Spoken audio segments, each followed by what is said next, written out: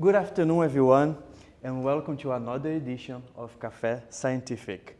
Our theme today is Beyond the AI Hype, Practical Insights for Generative AI for Future Business Leaders. And we have our guest here today, Mr. Ryan Krog. Please give a round of applause for Mr. Ryan Krog. Thank you. Can I call you Ryan? Please do, yes. Thank you so much for coming. And I look really forward to talk to you about this very hype topic, especially with what happened this week, right? So let's get into this. Please let me know a little bit. Let's introduce yourself, to our audience today, and why Mr. Ryan Krog. Yeah. So first and foremost, thank you for having me here at the BSBI. It's definitely an honor to talk about this subject with you. I think it's becoming more and more an important issue within business. And of course, I'm going to share some insights from over 10 years now of experience working at the intersection of data and technology and business strategy. But of course, I don't want this just to be a presentation. I really want this to be a dialogue where we can, of course, exchange ideas on these topics about how AI is going to be shaping business, technology, and of course, ultimately society. You'll notice that the presentation, the title here is Beyond the AI Hype.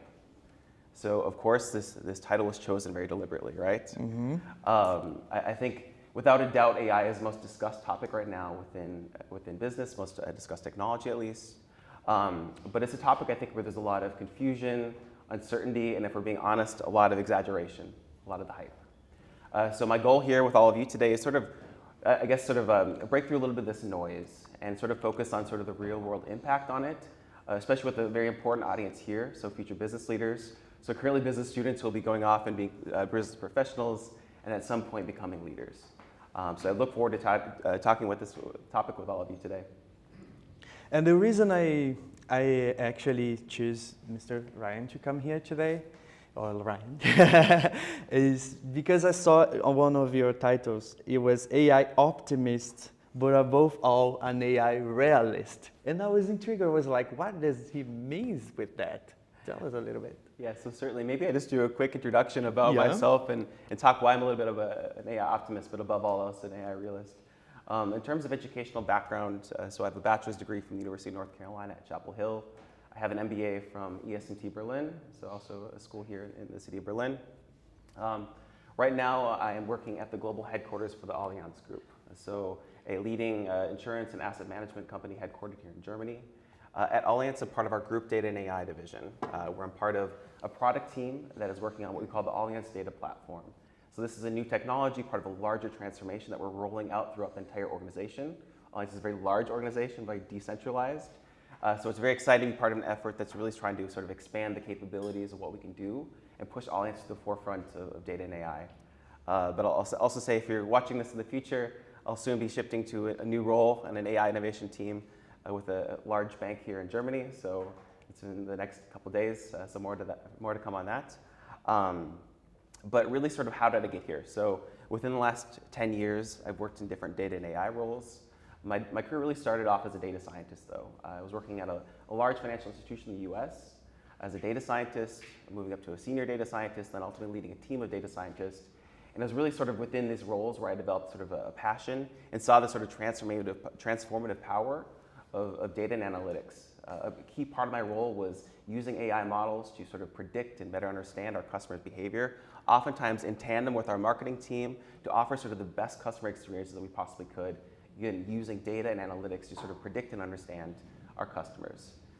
Since moving to Germany though, my role has shifted a little bit more into the technology and product space, so building out the platforms to really sort of support and enhance the data and AI capabilities within organizations. While most of my career has been spent in financial services, I also, through consulting experience or engagements, have experience working with construction and automotive. And I think that whole sort of 10-year process, I think, has really led me to this point where I do say, again, I am definitely an AI optimist, but above all else, a realist. So I think that the capabilities of AI are definitely going to enhance efficiencies, provide really great benefits, unlocking value for businesses. But now having worked in these sort of roles for 10 years, I see the sort of on-the-ground challenges that companies face. And of course, we'll talk a little bit about them, ranging from people to financial to sort of operational. It's, again, an area that I think really very excited about, but just seeing the reality on the ground, it's a kind of a different situation, I'd say. That was a very good resume of 10 years, man. That's a long journey. Should we go into this? Yeah. So some goals here. This is kind of an ambitious agenda for only 1 hour. But really sort of, again, my larger effort here is to sort of give kind of a more realistic, practical approach to AI. So how we're going to do that?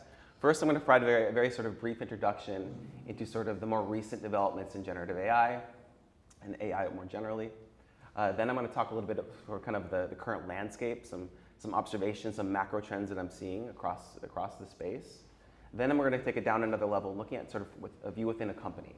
So what are the sort of practical challenges that you're going to face as you try to implement AI within your company? Also provide some recommendations in that space. And then finally, of course, I want to conclude on a note for you. So what does this mean for business students? How should business students be trying to navigate this future as we're becoming more and more of an AI-driven world? So it's kind of an ambitious agenda, of course. Very good. We try our best. And if you guys online or here in our audience, you have questions, please take your notes. At some point, we will give the microphone and then we have a proper discussion. Okay? Can I count on you? Good. And I will just say this, a quick disclaimer before we go into the content. This is not meant to be a technical deep dive into AI topics. Of course, there will be some technical topics, but I think really this is in the spirit of Café Scientifique, meant to be sort of discussion about sort of that intersection between business and technology. So the other disclaimer is this is based on my experiences, right? I would encourage you to seek out others who are working in different parts of the AI value chain, whether it's chips or AI research, to sort of more product and application teams, to even policymakers. So I really think it's important to get a kind of a well-rounded view of these topics. So what I'm speaking on today is really sort of limited to my experience. Good. All right, so how did we get here? Okay, so concepts of AI are certainly not new. They've been around since at least the 1950s. But what has changed, though, is how we talk about AI. For the last several decades, the meaning of AI has been one, I think, if you look at this distinction here, has been one of analytical AI. So this is sort of concepts around machine learning, using statistical models, basically looking for patterns throughout data to sort of make predictions and inform decision making. But I think a real sort of clear delineation then must be drawn then with generative AI. So the shift now becomes, the focus is to generate new content. So rather than looking through data to make predictions, you're now looking through data to make generate new data. So whether this is text, images, or code, the focus on these models is again generating something new that's not necessarily there previously. So I also sort of tried to synthesize this down over the last 25 years. If the sort of the larger picture should be that neural networks has been sort of the game changer. So if you look back to the early 2000s, you sort of had real progress that was started being made on the areas of neural networks. So neural networks are statistical models that sort of are meant to sort of mimic how the human brain works. So processing information connected through neurons, different layers of neurons, to sort of learn patterns, right? In the same way that the human brain sort of operates. And the challenge for this, prior to this period, though, was the limits in computation. These models, of course, are very hard to train and take a lot of computing power. Now, up until the 2000s, that was not possible. But of course, with the evolution of technology, we saw more capabilities that were able to come through. And we were able to start, for the first time, actually putting them into practice. So you sort of see, again, that early 2000s, that period of the foundations of neural networks. Then I think another key sort of moment happened in 2012, when it was really sort of proven that these neural networks could really sort of outperform previously established methods. So the key victory here was in this competition for ImageNet. So for the first time, it was really proven that these models were scalable and that could be used for image classification or prediction. If you think back to social media in that period, all of a sudden it started recognizing your face and saying, is this your friend so-and-so? This is because you saw a real sort of change within these neural networks having this capability. And this is sort of really at that point when we sort of now see the foundations for what we have today with, let's say, ChatGPT or other sort of large language models. But the sort of real game changer happened in 2017. So this is when the researchers at Google published a very influential paper called Attention is All You Need. And this sort of gave these neural networks the ability to sort of understand language in a way that it was not able before. sort of knew how words were connected, knew which words to focus on. So when you're giving a model a bunch of a text, it now knew which words would really be the most important. And that was really a game changer because it allowed models to then produce more relevant, more creative, more innovative stuff. So now when you're chatting with ChatGPT and you're saying, okay, write me a poem in this is all kind of traces back to this really key change that happened in 2017 through these attention mechanisms. Since then, we've sort of seen history, of course. So after the 2017, you sort of saw the first scaling up of these GPT models. They were quite elementary. But then kind of the watershed moment happened at the end of 2022, when in November 2022, OpenAI released ChatGPT. This is sort of that key moment that happened. Of course, since then, all the other major tech companies sort of had to roll out their own sort of chat models and other sort of AI capabilities. And since then, we've sort of been in a little bit of an arms race. So you've got Google, Amazon, Meta, all sort of releasing their own sort of AI products in sort of competition, which is sort of democratizing and really spreading now the use of AI across industry, across education. So it's being quite widely used. And then we're now sort of at the final stage, which is 2025, which is today. So I'm sure you all saw the news this past week with sort of this release of this DeepSeek model. That was sort of a major sort of step. But also, if you are following this, and I'll talk about this in a minute, you really sort of see now the focus on AI agents as sort of taking really center stage, if you will, in this discussion. Just a quick one, because I see two main divisions between analytical AI and generative AI. But somehow, for example, the first one focuses on predictions and decision making. And I, as a decision making researcher, at some point we create new content, right? Why we have this division and how they synergize between each other? Because maybe we want both of them and not so separated like this way. Yeah, so I think there's synergies and then there's replacement. So I think to start off, you're going to see much more synergies. You can now use generative AI to sort of to generate features which you can then feed into your analytical AI models. This is really amazing how you can go through the news and say, okay, I want to create new predictors and then really enrich your analytical AI models. So I think you could really see them working in tandem or sort of in synergy. But ultimately, I think they're going to reach a stage of replacement. So you can now use LLMs, so large language models, to actually as a replacement for the sort of standard machine learning models or parametric models that you might have seen in your statistics courses. And there's already examples of this happening with Time GPT. And what's happening is really fascinating. Basically, you're taking a spreadsheet of numbers, converting it to words in the same way that ChatGPT is making those sort of predictions on words. It's now doing with numbers and then converting it back to numbers. And they're seeing really impressive results. So I think at first it'll be synergy, but at a certain point it'll probably be more replacement. Okay, very good. So all of a sudden now, okay, I know I ended on 2025 on that timeline. So why are everyone now talking about AI agents? So if you follow this space closely, you certainly see kind of over the last couple of months, a really sort of explosion in the discussion around AI agents. If you're not really following this space, you might have seen this more on the news as sort of the rise of agents as a potential sort of replacement for workers, right? The agents are going to come and take your jobs. So this is certainly what you're seeing in the news, right? So I just want to briefly sort of touch on sort of what are AI agents, right? So AI agents are sort of something I think the key distinguishing factor is one of autonomy. So you are now sort of working with a new sort of form of a digital assistant that you're giving autonomy to make decisions and take actions on your behalf. And how is that different, or what's unique about that? What does it take to accomplish that? It takes a couple of things. It takes reasoning, tools, and able to access tools, ability to take actions, and sort of work in tandem in a way through a thoughtful process. And that's what sort of is really interesting about these agents, right? So for example, if we want to set up a project manager agent, right? What we're going to do is we're going to tell this agent, okay, you are a project manager. I'm going to give you the following tools. So maybe a connection to the internet, maybe connections to project management software, Asana, give you access to my calendar so you can schedule meetings, give you access to other sort of financial tools, and also sort of give this agent some ability to sort of make decisions and take actions with that framework, but also sort of go through a little bit of a thought process in it. And sort of reason, if you will. And really what they're using for the reasoning are the large language models, effectively their brains. And this is sort of different than just going to ChatGPT and saying, okay, I want you to act as a project manager, give me a project plan, right?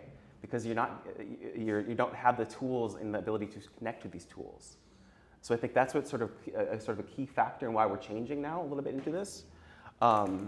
Yeah, again, as you sort of think through this is a little bit different from your traditional LLMs. Again, they have the ability to reason, and of course they can connect to APIs and outside tools. That's what's sort of the key distinguishing factor. That's a little bit different than your sort of standard large language model. But of course, they're becoming more similar over time. So if you're using any of these popular LLMs, Claude or OpenAI's, ChatGPT, you're going to start seeing more of these sort of reasoning capabilities, the ability to connect to outside tools and sources. So agents are sort of rising, becoming a little bit more popular, right? But I'll note one other thing about them, why people sort of see them as potential sort of replacement, if you will, for workers, is that you can kind of set up environments where you have agents interacting with each other, actually. So you can have agents that are sort of working together, working in tandem, maybe working against each other. Do they fight against each other as well? You could set up an adversarial agentic system for maybe, for example, fraud detection, right? You might have one agent trying to fool your fraud detection model and having that other agent take actions based upon that. So you really can sort of set up these multi-agent systems where they are interacting. But I just want to say, again, you've seen a lot on the news here about sort of the rise of agents and how important they're going to be in the next couple of years, and they certainly will be important.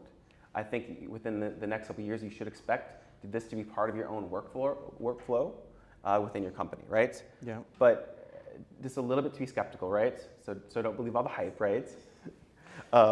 So they still require a lot of human oversight, especially if you're working within a large enterprise, right?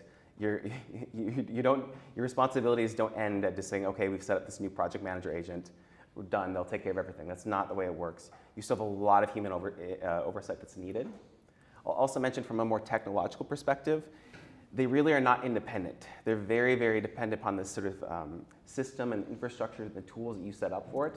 So you have to do a lot of work to even have an agent sort of operating, because you have to sort of say, here's your entire environment, I'm going to specify everything you can do, and take to put a lot of work into sort of designing that, which is not cheap and it's not easy. Also note sort of that these agents are proven to be less effective in more complicated or complex environments. I think all of us can imagine every job we do is going to be a little bit more complicated and unpredictable. So again, these agents really sort of struggle when they're seeing performance issues when you put them in that environment. And then finally, I'll just note that they're very expensive. This, of course, will probably change over time as they do get a little bit, as the technology scales. But if any company sees this as a kind of a replacement for workers right now to save money, this is not going to happen. And can you give an example for us and our students for the most promising use of these AI agents that you are mentioning all the time? Yeah, so I'd say the most common use case that you're seeing right now, at least, is oftentimes around sales agents. So I think agents, are very effective in a situation in which you have to, just a lot of information that you need to sort of scan or go through. So you can sort of set up an agent to sort of find leads for you, for example, within a sales context, right? Look through LinkedIn and find these potential sales opportunities. Or as a research assistant for you. Maybe you guys can set this up for Flavio's class.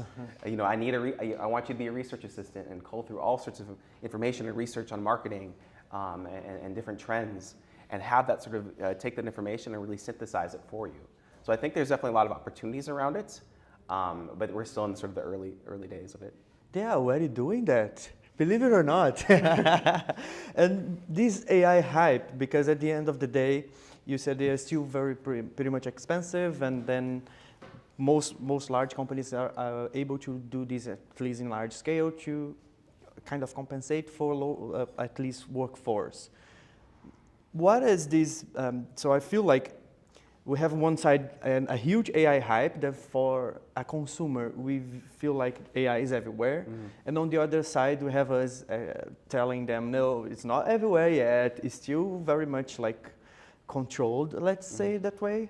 So what is this? How do you see this difference between the AI hype, let's call it that way, and the reality? Is AI everywhere, or how do you see it? So I'd say it's obviously a lot of testing and experimentation that's happening across companies. And I'll talk a little bit later on sort of the challenges that those companies face, and that's maybe a little bit why they're not seeing it so much from a business perspective yet. But it's certainly everywhere, and at least for publicly traded companies, the expectation is what you're promising to your investors is that we are going to be doing AI. That's why if you look at the sort of the earnings reports, and if you watch a lot of sort of CEOs speak, they're constantly talking right now about AI, because the sort of expectation is that you will be adopting and utilizing this within your company. So I think there's sort of, again, a certain level of pressure coming from management teams and executives to have this. Mm-hmm. But of course, we'll talk a little bit later on. What does that mean when you actually try to put this into implementation within your company? Good, we wait then. Yeah. So some kind of more general observations now, sort of what we're seeing, right? So we talked a little bit about how we got here. We talked a little bit about this key topic of AI agents. So I thought I'd sort of, upon reflection, sort of focus on some larger macro trends that I've sort of seen over the last couple of years, and of course informed by my experience within this space. So I did use a meme, so give me a little bit of credit for that. Good. It's a good way. But sort of I'd say the sort of macro observation or general observation right now is sort of data and AI is really becoming sort of core to the business, but the ROI on this is still evolving. And when I say closer and closer core to the business, because if you look at the sort of topics that executive teams and upper management are focused on, data and AI over the last couple of years has really taken over, but that was not always the case. These used to be really sort of topics that were sort of pushed off to the IT departments, or maybe you had an analytics team, and you really sort of saw them to take care of those topics. But over time, this topic of data and AI is moving closer and closer and closer to the core part of your business strategy. And I found this statistic here from the Wall Street Journal that 89% of global CEOs rank AI as one of the most critical technologies, with 77% planning to increase their budget in 2025. Why I think this is important is because the opportunity cost. As a company, you are only, of course, limited to focus on certain things. You are, of course, limited in terms of your number of man hours you can throw into this, the number of resources and money that you can put to something. So the fact that you see so much planning around AI means that this is really sort of the main focus, and they're going to do so at the sacrifice of other topics that they could be focusing on. So that's, I think, a really sort of important number. And of course, the ROI, like I said, I think it's still not there, if we're being honest. Of course, several companies are sort of reporting, I'd say, sort of smaller efficiencies. Of course, they're very proud to report the AI use cases that they do have that are running production.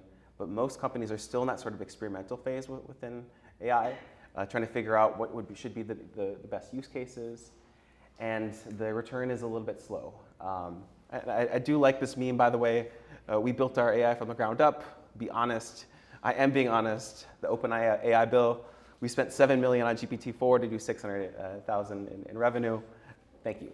Yeah, that's exactly the question was before, right? That was before here about the AI hype. That's a good answer, actually. And the reality where it actually is, and what happened this week as well. And so, but I will wait for this moment as well for us to talk about it. Good. So this is sort of actually a nice segue then into where we can talk about this sort of. I'd say the larger observation is sort of now there are sort of market changes that are starting to happen. So the first couple of years, since the end of 2022, up through, I'd say, more recent times, you've really sort of seen a lot of centralization within the AI space. So you had one dominant player. You sort of saw OpenAI was by far the most sort of prominent player. They had such a big advantage. They had the support of Microsoft. And I'd say the last year, you've sort of seen how this can kind of change now. You've got players, so for example, xAI, so Elon Musk's Twitter company, they were started a little bit more over a year ago, and they now have their own sort of a large language model, which in a lot of ways is probably pretty similar in terms of performance to what the other players have, whether it's Claude Sonnet or OpenAI's ChatGPT. And I think that's really interesting because you started off with so much centralization that was happening. It was all about sort of OpenAI, but now you have new players, and these new players can emerge relatively quickly into the scene if you have the resources to do so. And I think that's the sort of interesting thing. But now even this question of if do you really need huge resources is in question. I put here by the numbers. So I'm sure all of you saw in the news this week on a single day alone, you saw $2 trillion US wiped away from, in terms of market cap. All because of the announcement from a Chinese startup, DeepSeek, with their release of their R1 model, which showed to be similar in terms of overall performance along many metrics, but at a much more efficient approach to doing the actual sort of calculations and compute. And of course, NVIDIA was sort of the main, I guess, company that suffered the most from this, losing $500 billion. Again, this is in a single day. That's a lot of market cap that's being wiped away.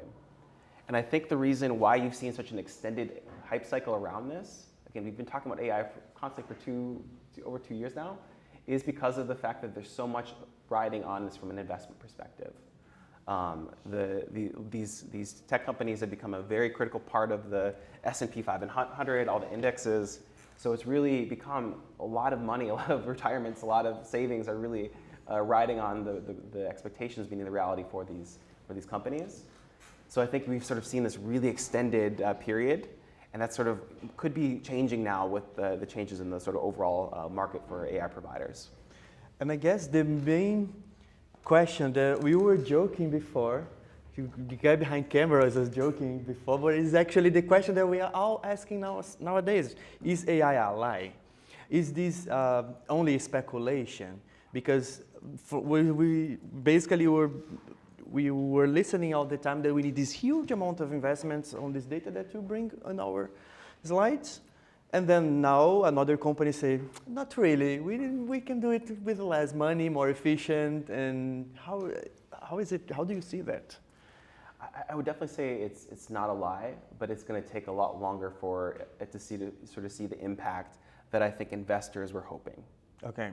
I'd say that's sort of the clear distinction here. A lot of investors, of course, money flowing into these companies over the last couple of years had really very high expectations. Yes. And by the way, also expectations for companies to use these services. So you see a lot of publicly traded companies with the assumption that they will also become AI companies. Yes. So you just see so much sort of expectations and investment that's gone into this. But the ground reality, it just might not happen as soon as we think. But I don't think it's a lie. It's just, it might take a little while, and there will be some pain along the way for investors and a changing sort of financial market situation. Thank you. So I think an important topic here, also sort of, I'd say this third observation is, it's really interesting to me sort of what topics have really been overshadowed or sort of, I don't want to say ignored, but have not really been the focus around discussions around AI. So you've got important topics around sort of, let's say, the capabilities of it, the tech companies, the sort of how it's going to, change and improve efficiency from a business perspective or improve our lives. But you've seen less discussion around sort of the consequences of this. Yes. Whether they are environmental, societal, or even security. These topics, I think, are still there, but it's been really kind of surprising for me to see how they receive so much less attention than sort of the capabilities, the sort of cooler or sexier parts of AI. And I think, of course, this at some point will change. I think there will probably be some sort of incident at some point that will sort of force this conversation to happen. Maybe it's the sort of rise of agents with displacement of work. But I think at some point these conversations are going to have to be had. And whether the conditions under which they do happen, let's just hope that it's something that we're sort of bringing on that's not forced upon us through some sort of negative or reverse event. Definitely. And we usually have this discussion a lot in terms of ethics and what are the limits, right? What we can do, what we cannot do. But can you give us an example, specialized in marketing, since they are mostly my students from marketing, like what are the limits in marketing that we could say that AI should have or not? Yeah, I saw this as a data scientist.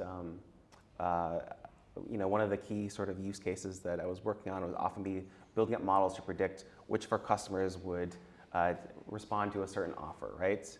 And we had a lot of data that, of course, we could use to sort of make those predictions and very effectively to predict which of our customers would need, let's say, a certain new financial product and when. And you could even sort of inform the messaging for it, what sort of tone, what sort of key aspects would be most interesting for that customer. So you can AI really allows for sort of hyper-personalization. And I'm personally a little bit fine with that. For sort of, I would rather receive marketing messaging that's much more relevant to me. But of course, there's a trade-off to that, right? In terms of if they're using all the data they have on me, I at least think there should be a certain level of consenting in terms of transparency for that. So again, I'm fine with hyper-personalized offers because Gen AI really can provide offers. It could write Flavio, you could write you the perfect advertisement such that you see this in your phone at the right time, the right sentiment, everything else, the right colors, to really sort of be super effective. But again, in terms of the ethics, there's a trade-off there between the sort of transparency, consent, and which data you can allow them to use. Yeah, very good.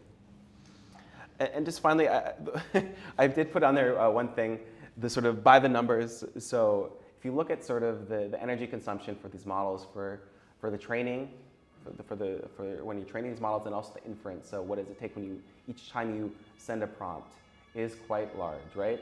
So I think the interesting statistic I've seen here is that one ChatGPT query takes about 10 times the amount of energy as one Google search. And I think a lot about this in life, of course, as someone who uses AI regularly, and also see colleagues and friends using it as well. There's maybe not all the time where you really need to run a query. Maybe you don't, as I say here, maybe you don't need to generate silly photos of your pet on the moon or other sort of things, or maybe you don't need to write a poem in the style of someone else. Because just know that, of course, this does have an environmental impact. Of course, hopefully they're going to be securing a little bit more of a energy efficient approaches to this going forward, maybe with this DeepSeek R1, maybe through the use of more renewables to service these models. But the environmental impacts of this is quite large, and it's going to continue to only sort of grow and add more pressure from an environmental perspective. So query carefully, I'd say. Yeah. Okay, so this is maybe sorry about this wall of text on this slide, but sort of, this is sort of taking it down a little bit of a notch to sort of what does it mean to be doing AI within a company. And I sort of group these sort of by certain themes and some of the challenges you see as well as some sort of key recommendations, right? So I think sort of what you see on the ground, what are the challenges? I'd say first and foremost, upskilling and culture shifts are needed. I think across the entire organization, you have to improve sort of data and AI literacy, right? And I really mean this across the organization, including, for example, your tech team. Because I think there's often an assumption that, oh, your tech or your IT department, they know this stuff, they can actually just take care of it. But in reality, they also are adjusting to this new world of generative AI. They also need to do upskilling. Of course, you also have executive teams and management, which the sort of chain of command that how this often works in the company is that one of the top managements, she might tell her vice presidents, okay, we need to do a generative AI. And then her vice presidents will go then tell the middle managers, okay, we need to do generative AI. And so the way they sort of flow down responsibility, and everyone's sort of running around looking for a generative AI, right? But along that process, the company that, across these different levels don't necessarily have the sort of literacy or knowledge around AI to actually come up with something that's actually going to be effective.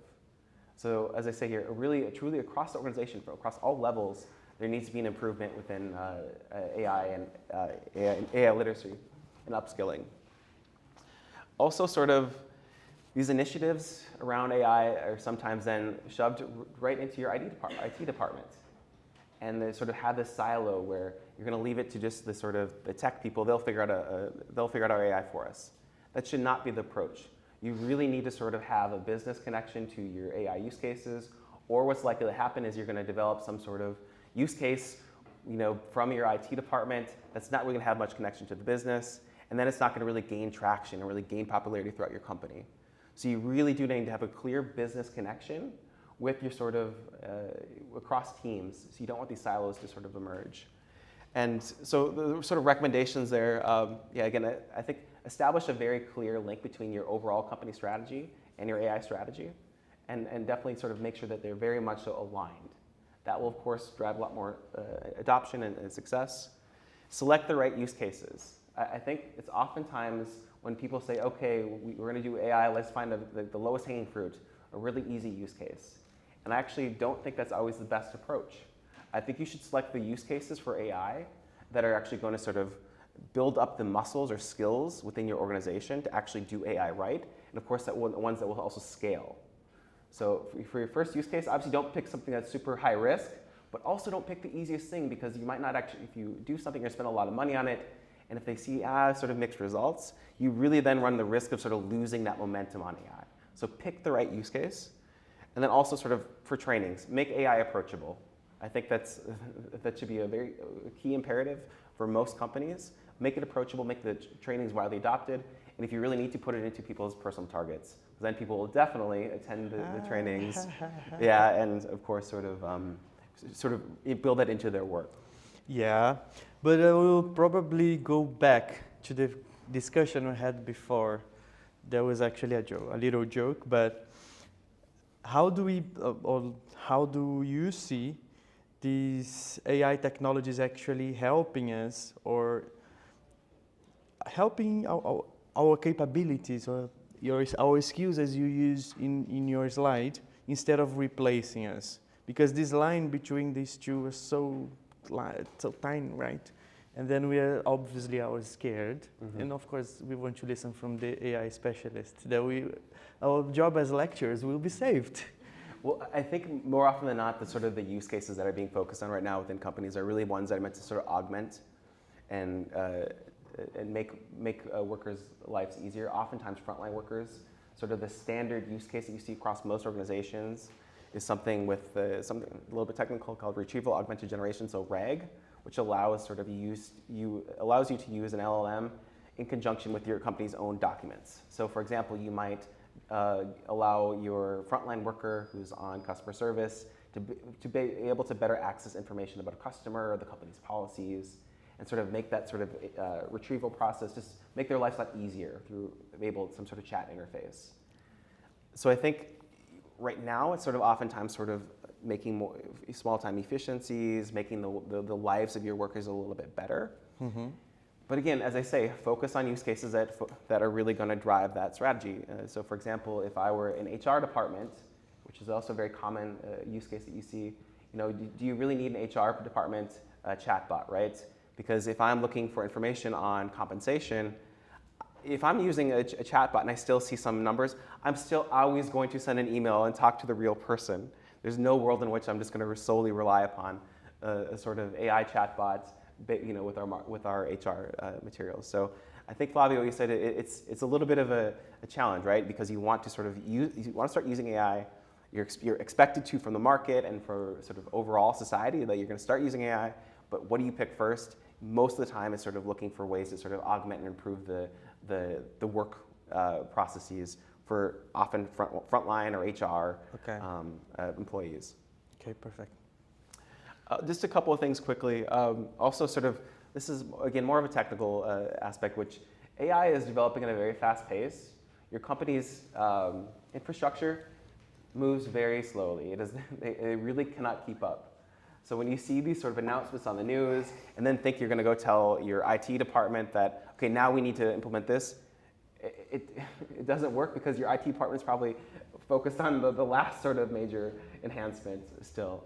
There are a lot of sort of processes within these companies, and the networking that you set up within your organization, especially for large organizations with a lot of sort of security topics, you cannot just simply change things around from architectures, from your infrastructure. So it's really, really a very difficult process to move that stuff. So AI is really outpacing that. And then also, you see a lot of AI startups right now. And the sort of endless list of AI startups, you think, of course, you can maybe utilize their services, maybe they're doing something really interesting, but third-party integration is a very difficult topic, especially if you're within a larger company. So you can, even if you see some AI startup that's doing something really, really cool, and think, okay, we're going to utilize their service, it's not that easy, because third-party integration is always a nightmare. You have to go through long procurement processes. Then, of course, you have to sort of go through that sort of integration process, which, again, takes a very, very long time. These are topics that move very slowly. Yep. Again, so I just say here for recommendations, don't overcommit on things either, because if you commit to one design pattern, and then all of a sudden 1 year later, you see this major sort of improvement, you're then already out of date.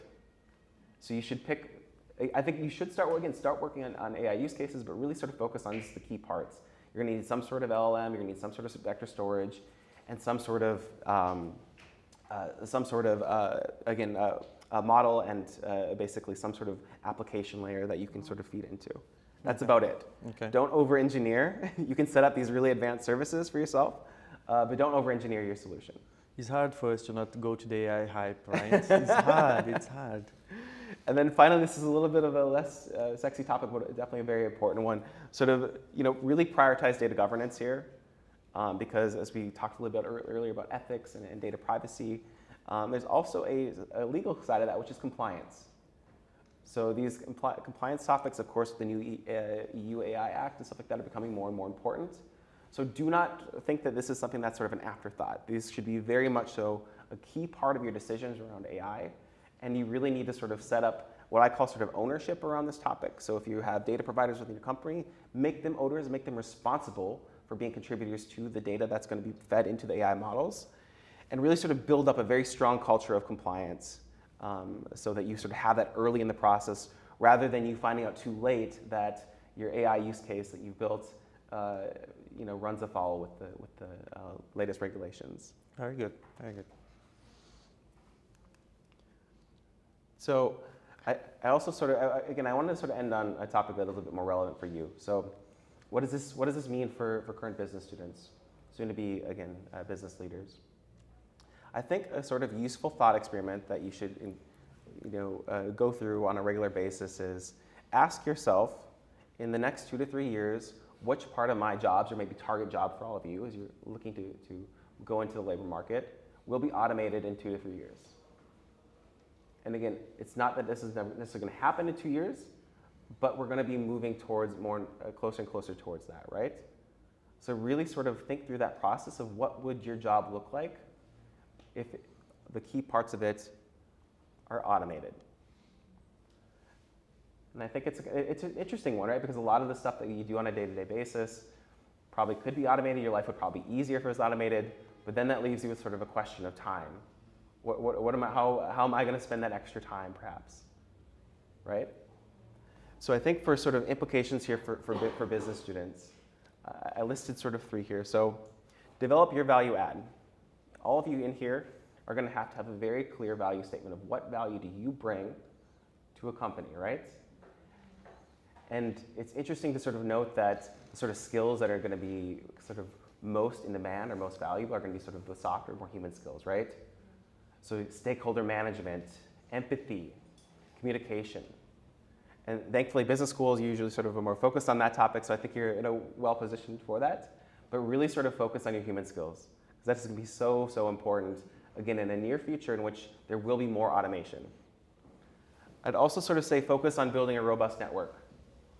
Really, one of your key attributes that you bring to a company is sort of who you know, the sort of network you have, your professional network that you can call upon, that you sort of maybe work across. Again, this networking is so important in our careers, even more so is in this world.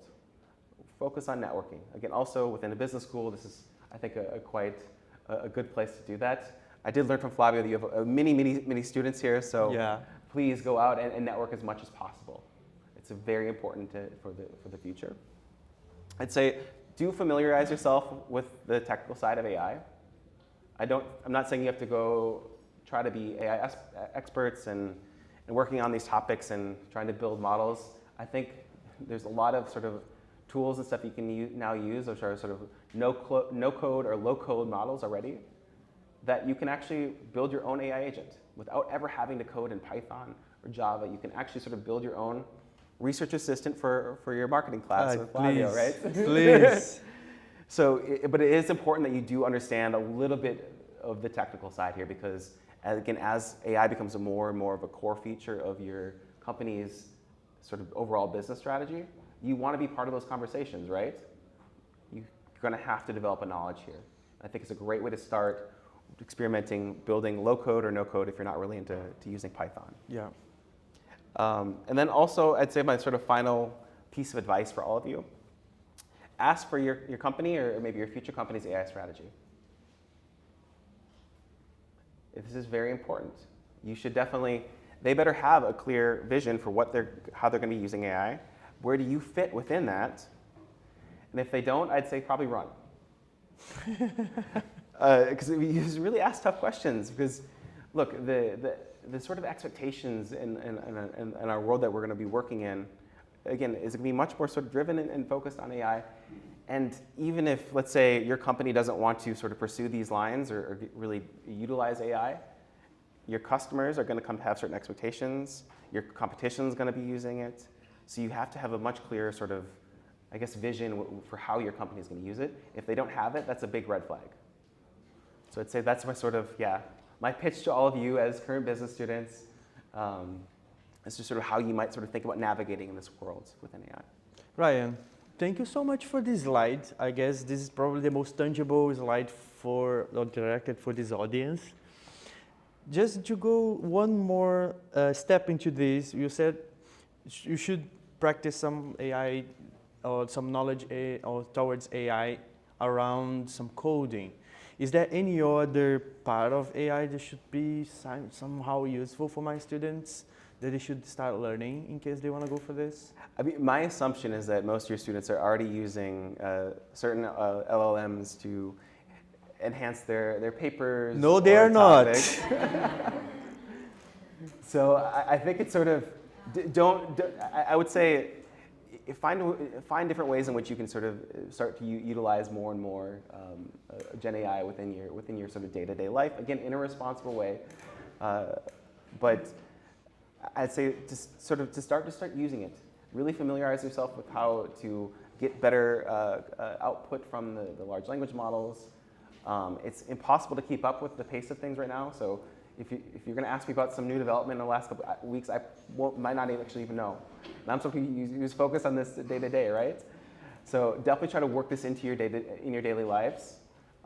Get familiar with it, and again, look for, there are some really nice low-code or no-code solutions for you to already start building your own agents, for you to build up your own sort of retrieval augmented generative use cases, where you're looking through your old papers to ask questions and stuff like that. There's lots of ways in which in your day-to-day life, it can actually be a really big help, and again, better preparing you for the future. Thank you. Yep. So. That's guys. it.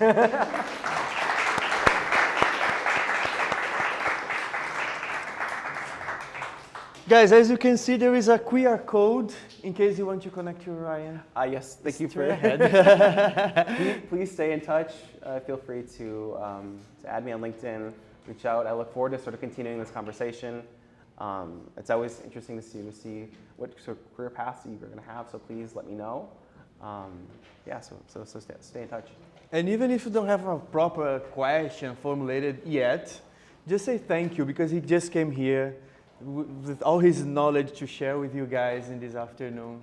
So thank you from the bottom of my heart so much. Let's give him a round of applause. And we are really good on time. So now we are going for the Q&A questions for my students. So we have one here. Another one. We have three of it. So let's start here. Hi, thank you so much for coming. My name is Swayam. I am actually super excited about this topic, and believe it or not, today morning I had a presentation in my class, and I made my presentation on the NVIDIA crash. I'm super into finance, and I have like a couple of questions, but I'm going to prioritize. One is about my personal question is that I want to go into finance or lobbying one day. How can AI help me, or like what should I learn in these specific things? Maybe you have some kind of guidance I can get. So I'd say specific to the industry of finance, the core concepts are still going to be there, but you're now going to have this sort of superpower to basically take a lot of the sort of research process and data collection off your hands. So if I were you, I would set up AI pipelines where you can really collect a lot of information, pull in news, and sort of see and test, okay, what sort of financial metrics, let me look through these companies' financial statements. Again, take advantage of the fact that you now have your own sort of research assistant, and sort of really start formulating your sort of key perspective as a financial perspective. Especially, again, I don't know which specific area within finance you want to go into, but take advantage of this because there's lots of financial data. That's one of the great things about finance. There's so much data, and the way in which you now, in the way that I was unable to do earlier in my career, you can augment a lot of the pure numbers you have within markets or financial statements, and pull in a lot of unstructured data from the news, and sort of see how these events are sort of moving in tandem, and for you to really sort of formulate your own sort of, I guess, theories or approaches. Another question is, well, we discussed this yesterday, I think so. It's about NVIDIA itself, right? How, when NVIDIA's share dropped, like, I was pretty optimistic, so I basically bought the dip. And when we were speaking yesterday, Professor Flavio said that NVIDIA may not be able to really deal with the competition at large. What do you think is a solution that NVIDIA could use to maybe get back, or like put DeepSeek down, something like that? He asked me the same question, just say. So go. I'm sure I'll come to regret saying this, but I think that the response on markets on Monday was a little bit of an overreaction.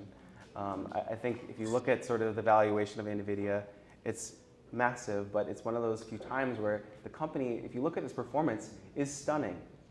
And one announcement that's, of course, could change things, happening with one startup, yeah, it did a lot of damage in one day, but I still think that the overall sort of future is moving in that direction. NVIDIA chips are going to continue to be used. They have a lot of huge back order for chips, right? They're difficult to even get.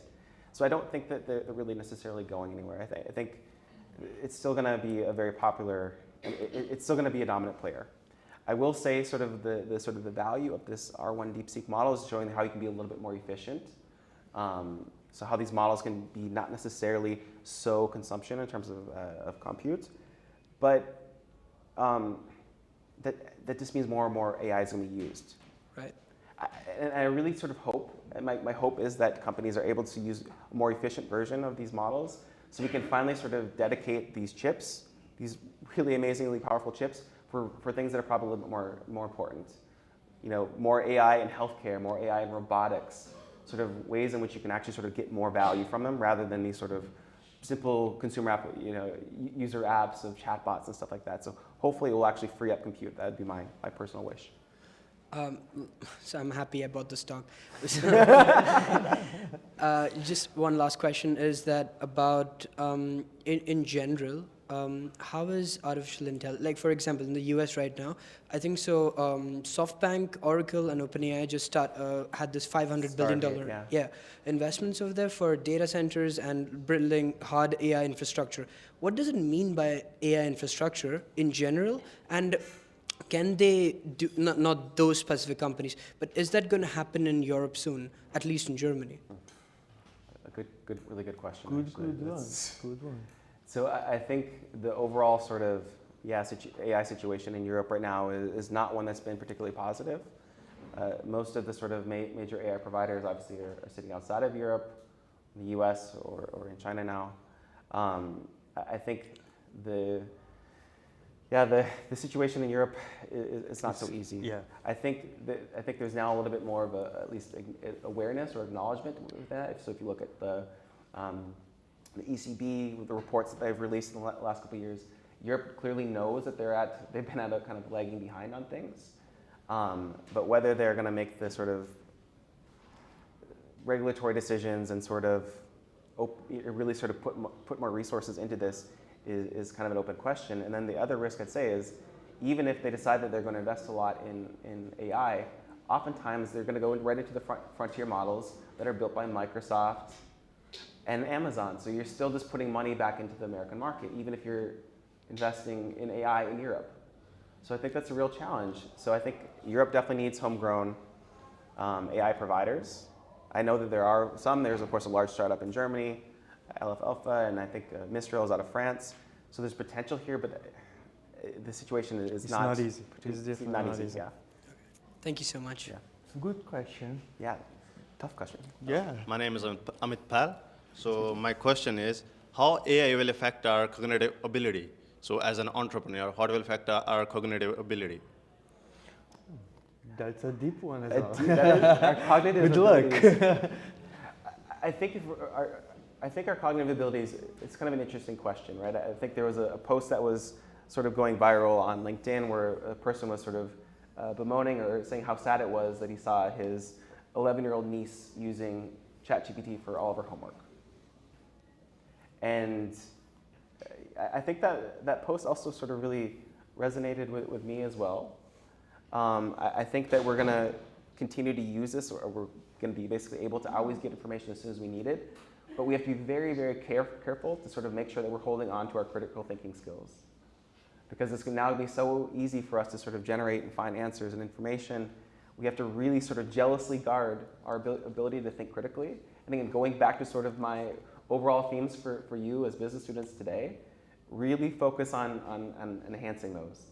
Because you don't want to just be someone in your career who constantly says, let me look at what the latest LLM tells me to do. And Ryan, tell them usually where do we develop our critical skills? Tell them, because if I tell them they don't listen, tell them. Certainly through formal and informal education. Exactly. That was a good one. Yeah, and another thing. So can AI help me to get more returns than S&P 500 in hedge fund and NFTs for like BlackRock and Tesla? It's just dime a dozen. So they can easily manipulate those things. a lot of finance, but so look, I mean, good luck. There have been hedge funds and investment banks that have been using data and again, this analytical AI models that I spoke about earlier for decades now. Yet you still see similar returns in a lot of ways as to the market. So if I knew, I would certainly keep that secret to myself and sort of invest upon that. But again, look into sort of again these like time GPT and sort of certain modeling techniques that you could use that might allow you to maybe get a little bit of alpha. But yeah, it's again, people have been trying to outperform the market using data and analytics for a long time, and it's yeah. And last question. Why Jeffrey Hinton stepped backwards from AI? I can't speak to that. Because he just told that like AI is far more dangerous than nukes. Yeah. He's one of the creators. Yeah, that's next question. Let's go here. Hello. Thank you so much. My name is Jawad, and my question is also related to AI and entrepreneurship, but doesn't care about cognitive ability, and I just want to make money out of it. DeepSeek actually proved that not only big companies make their own models, but small companies also can make so. Yeah. But my question is, how soon individuals will be able to make their own AI models, or which resources then do you suggest for us? Because I see AI in terms of business similar to internet, because in early 2000, whenever someone had a creative ideas, they could make a website or an application out of that, and they could become a billionaire in just one day. Yep. How soon we will be near to this, making our individual AI, and which platform or which resources do you suggest? Thank you. I think the question of sort of how, large versus smaller companies versus startups sort of navigate these waters is a difficult one. Certainly large companies are at a real advantage in terms of the financial resources. Again, thinking back to that meme I showed you, it's very expensive to run AI models or AI use cases at an enterprise level, right? So large companies already have sort of a built-in advantage within that. But of course, as I said before, there's also challenges for these large companies as well. But so I have sort of mixed feelings on this. I think for small companies, they're going to be under a lot of pressure because consumer expectations will be that I can always have some sort of amazing, I guess, AI sort of interface or user experience driven by AI. So there's going to be sort of real pressure on small companies to do so. But again, they're also sort of going to face financial limitations on this. I think they have some flexibility in the ability that they can partner with all these AI startups, but just sort of make sure that the startup, this AI service AI service provider, is a little bit more than just like a service wrapper for ChatGPT, which a lot of these startups basically that's all they're selling you with a significant markup on it. So I think smaller companies have to be very careful. They should look for partners in this. They should look for sort of building up their own use cases. But again, to run this in production, you run the risk of having customers that there's all sorts of things can go wrong, right? So you want to do so in a professionalized manner. You should, of course, experiment. But I think if you really want to run AI in production, really go through professional services. Don't try to do this on your own. Okay. Thank you. Next question, here. Here, I have two. In the meantime, thank you so much. In the meantime, I'm checking the ones online. So I have Ahmed saying, thanks a lot for such a wonderful talk. And Gwen Fu Yu say, hi, Ryan. It's maybe someone you know. So let's go here. Hi, hello. Thank you for your time, the most valuable commodity. One aspect about what you were talking about is the investment in Germany and in Europe specifically, because there's always a competition between Asia, the US. I read about in Heilbronn, there's actually a big investment into making it an AI city, because they're investing in, say, the traffic lights, services, primary services especially. So seeing as Europe invests after a crisis, they invest when there's after the fact, do you believe there's like a real profitable advantage we could have right now, like in entrepreneurship? I mean, like inserting in our company's AI so we could get like funding from the government and stuff. Like that. I think the needs for governments around AI is actually probably one of the more compelling use cases that exists. I think oftentimes you sort of think only about sort of AI in the sense that it's, for private companies, publicly traded companies.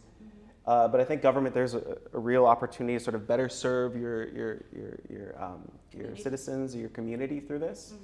I think the EU in general, sort of their grant system probably will allow for this. I would be very surprised, I'm not familiar, but I'd be very surprised if they're not already sort of setting up sort of programs for grants to do this actually already. And I think also, if you think, it's kind of a sound, but one sort of competitive advantage that Europe does have in some ways is sort of regulation, right? You can kind of see it as a negative, but also you can kind of sort of see it as a little bit sometimes a little bit of a positive. And I think there's also going to be a ton of opportunity within that space around sort of setting up the regulatory regimes and supporting the use cases around, or the applications around AI. So I think Europe probably has opportunity through supporting its communities, which I hope it does, because there's a lot of infrastructure investment that needs to take place here. But also sort of thinking through what companies could they set up that would actually be very, that would be providing a value add. So it's maybe not an easy answer, but yeah. No, because I'm sorry, I'm no holding it up. Go for it. I read something somewhere that the best investment ideas right now for the future are services, which people need for time management. So implementing that into the business idea of serving the community, I don't know if you have experience in that area. I've seen a lot of documentaries to that aspect, but I don't know the financial. Like, is Europe really capable of investing as other areas in the world are? Yeah, I definitely think it is, and hopefully this sort of, I think the sort of efficiency gains, like the value of AI can really be in that public space, because that's oftentimes where budgets are most tapped, right? Where they really have financial strain within local or state governments especially. So hopefully local governments or regional governments can sort of use this as a way to sort of leapfrog and deal with some of the budgetary challenges that they're facing, to really sort of provide enhanced services and better operations to their citizens. So it's an interesting space, and I would be very surprised if there's not going to be sort of a real movement within Europe on that. Here, let's get the microphone to Tassos. Is this the last one? Yes. This is the last question. No, we can have more. We can continue. So, hi Ryan, my name is Anastasios. I'm one of the lecturers here. I have the most difficult question, I think. Is AI killing sustainability? Sorry, one more time? Is AI killing sustainability? Because what I'm teaching in my classes is that for producing with ChatGPT one of these funny pictures, it consumes so much energy as charging a mobile phone. So this means The question, despite the discussion we are doing now, is energy. So the Chinese, they have this competitive advantage for the time being because they activated 140 micro-nuclear plants in order to support DeepSeek. So now with President Trump, it's becoming, of course, more interesting, I think. And I guess we should also mention as well on the energy crisis in Europe. Yes. Yes. People somehow forget it because we obviously has a lot of pressure already. Please. Yeah. I mean, I moved to Germany at the end of 2021, obviously, in the months following, of course, the start of the Ukraine war. And I really sort of saw firsthand sort of this energy crisis play out. And to me, this was a little bit of a shock to my system. Coming from the US, where it was kind of an abundance of energy, it's not something we typically worry about. We very much so now become a major exporter. But I think there's a real difference in sort of like the natural resources versus the infrastructure around it. And I think that's what you're seeing now are really important decisions around how are you going to set up the infrastructure, the energy infrastructure to support these models, again, with the inference side of it and then also the training of it. Because there's two sort of components to every sort of LLM that you're building, right? There's a training, which takes a lot of energy to train these models, building trillions of parameters now. And then the sort of inference, which is that day-to-day use. You're making funny cat memes, you're making your email sound friendlier to your boss. Like there's real sort of environmental cost to that. But if I'm being honest, I only see the usage of this continuing. And I think the challenge... You are pessimistic there. Yeah. It is the reality. It's not pessimistic or. That's why I mentioned this. We will have the return most probably of the. Okay, sorry.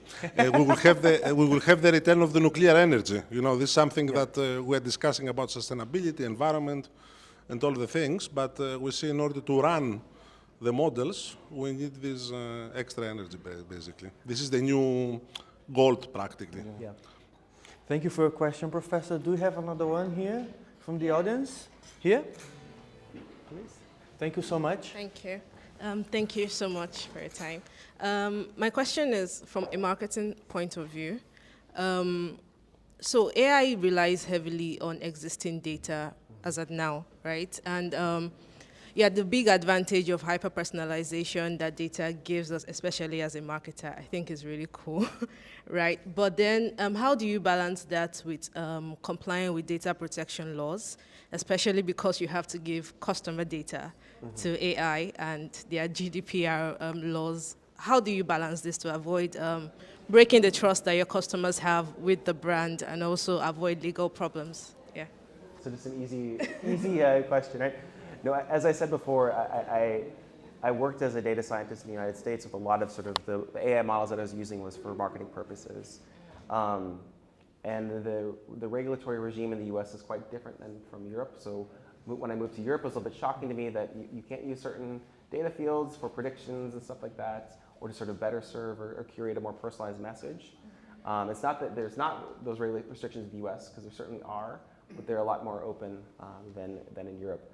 I think GDPR, of course, there's sort of seen a real push now towards at least consent on this topic. Yeah.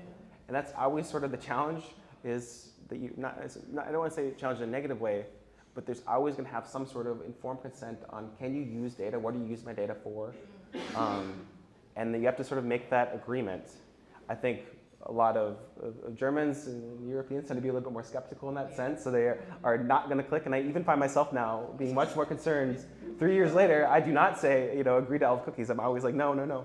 I think that's sort of a cultural sort of cultural and regulatory challenge here in Germany. But I mean, to your question, it's also not just, by the way, about sort of personal. It's also companies, right? Yeah.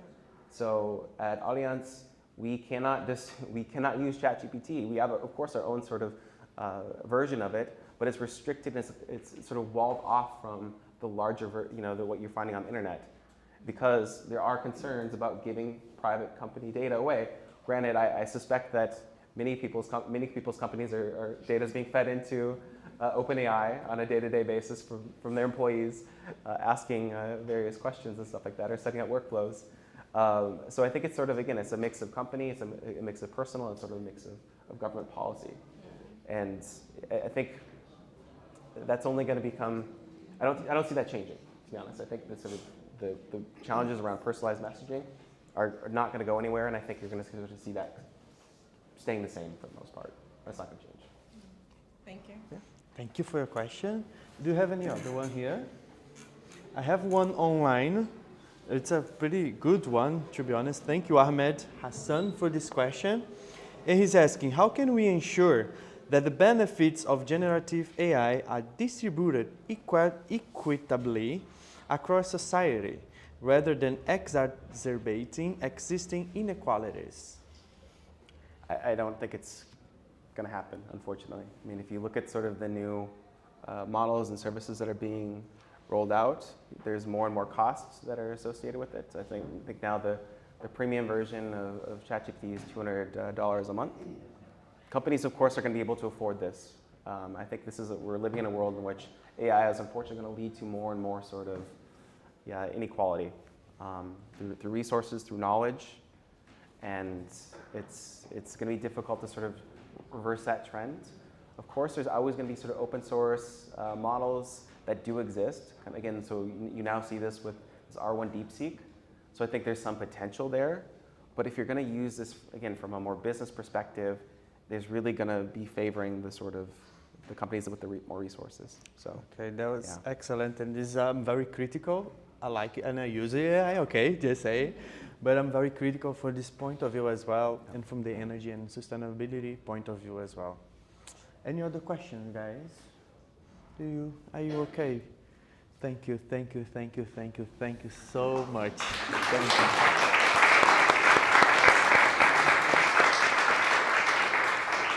So as final words, I would like to say thank you for my students to be here today and enjoy this beautiful presentation. I would like to say thank you for my colleagues, they are here. My colleagues behind cameras, they are here. My marketing colleagues, they are here as well. Everyone is here today. Thank you so much. And we see each other next edition of Café Scientifique. Oh my God. See you. Bye-bye. Thank you, guys. And we wait.